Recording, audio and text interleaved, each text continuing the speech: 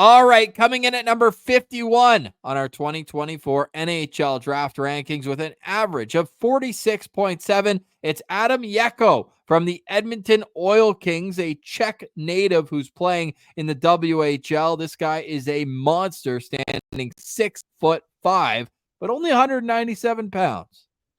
Yeah, Jecho is certainly an interesting prospect to follow, Ross. Like you mentioned, he's from Czechia, and he's now playing in the WHL with the Edmonton Oil Kings. But before that, he spent 2 or 3 seasons with Tappara in Finland. Now, not any time in Liga, playing just 2 games in U20, and then a bunch of games in U18 where he had a lot of success, basically a point per game guy.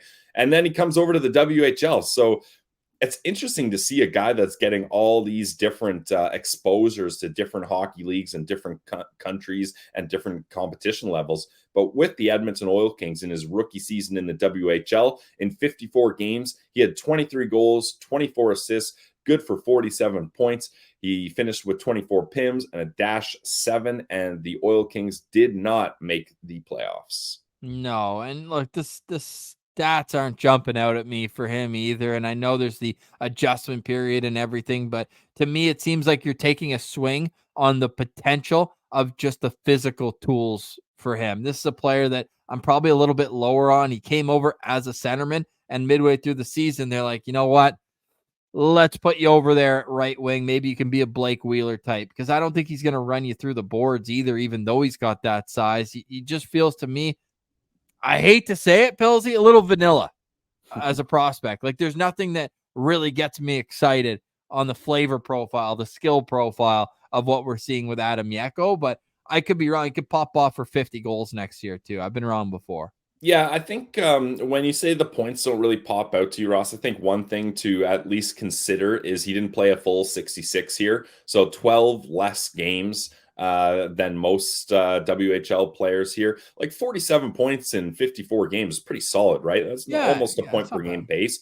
Like you said, it doesn't pop off for you, but I think if he had 12 more games and he's closer to that 60-point range, you feel a little more comfortable, or at least the eye test quickly pops off a little bit better for you. A lot of scouts soured on Jecho as the season went on. And we were talking before we recorded, Ross, and I kind of mentioned that maybe it's interesting with scouts. There's so many different variables. Maybe the recency bias came in because, like I mentioned, the Oil Kings didn't make the playoffs. So this guy hasn't played a lot recently. Their season was done in March. The 24th of March, or at least his season, I should say, was done in the 24th of March in the WHL. That's his birthday. Oh, damn. Happy birthday. Your season's done. Well, he had 2 assists that game, so not too bad there. But watching highlights of him, I thought this guy's a talented guy. Like, I noticed he's a dual threat. He was doing a great job of setting guys up, hitting them on the tape for passes, and then like I saw a bunch of 2-on-1 plays where you're like, okay, what's Jecho going to do here? There's a defenseman in between him.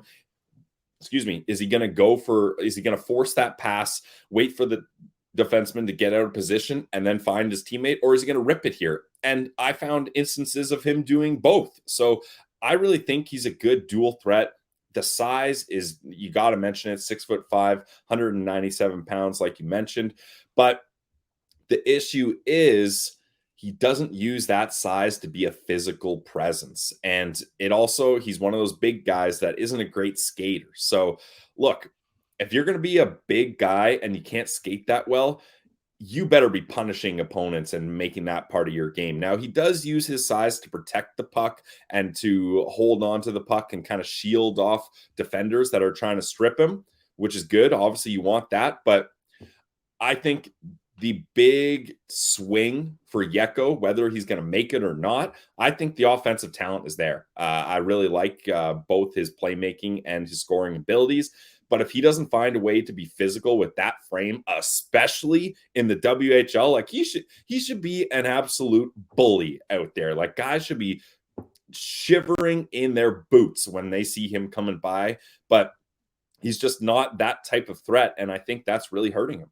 I agree with that. And I think what really kind of cools me on Adam Jecho is that he's going to drive coaches nuts in the NHL if he doesn't become more physical, because he's not going to get a top 6 role right away, and they're going to have an expectation of him in the bottom 6 as a guy who's going to go out and use his size and physicality and do that. So if I'm him this summer, I'm working on my physicality, I'm hitting the gym, and I'm also going into next season with a chip on my shoulder.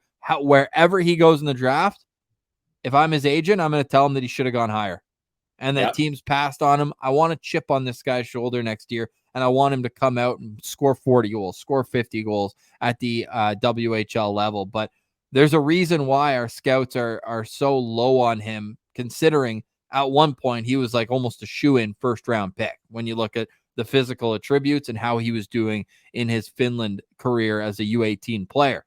Now, that said, Corey Pronman is still pretty high on him at 33.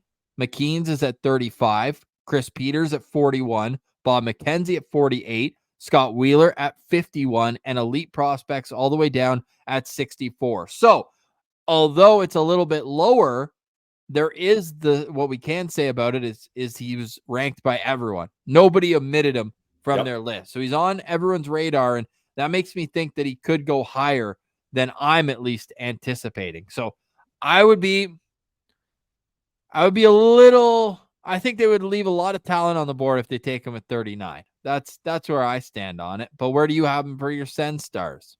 I agree, Ross. And I think we constantly say this. Look at EP at 64. What do you think his biggest issue is? Skating. Exactly. Ross, I know you're sick of talking about this guy, but it's flashing red alerts in my head. Player comparable for Jecho. Go ahead, try to guess who I'm going to say. Dominic Kubalik, a big winger that couldn't care to use his size to be a physical presence, like just no physical game whatsoever. And when he's put in the right position, he's scoring, he's doing what he's got to do.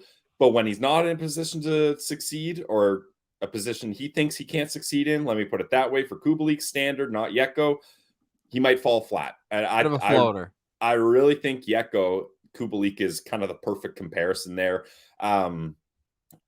Again, watching his highlights, I liked him, but I'm not sure he's going to be able to get it done to be a good pro player. So I got him at 3 stars here. I don't think the Ottawa Senators should really consider him at 39. Adam Jecho comes in at number 51 on our Locked On Senators draft rankings. For more profiles, go check us out on YouTube.